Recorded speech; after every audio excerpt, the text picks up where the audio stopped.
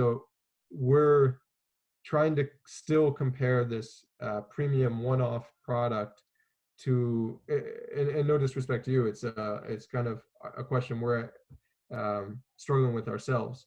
Is the benchmark is on the mass-produced track home, and we're making luxury premium one-off homes and trying to match the price and say, okay, this is the same product. But with 3D printing right now, we're not there yet. We're still at the premium one-off luxury home. Yeah, I agree with that analysis 100%. It's interesting to see as it progresses. Like a lot of people want to see it pushed out in places that really have a big need for affordable housing, but you can't hit those places until the economies of scale really kick in.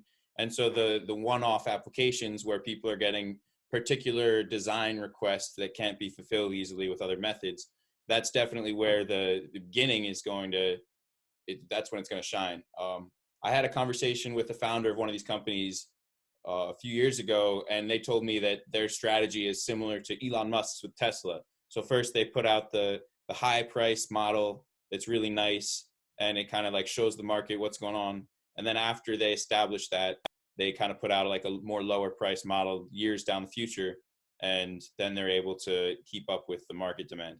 It's like there's definitely a big difference between a luxury product that people want and like an affordable housing solution. And I guess it's to your point that it's not really a mass market yet. Until you hit that affordable housing solution, then it's not really going to be like an enormous portion of the business that your company's doing necessarily. Yep. Yeah, I agree 100%. The social housing, affordable housing is definitely something where 3D's a promising solution.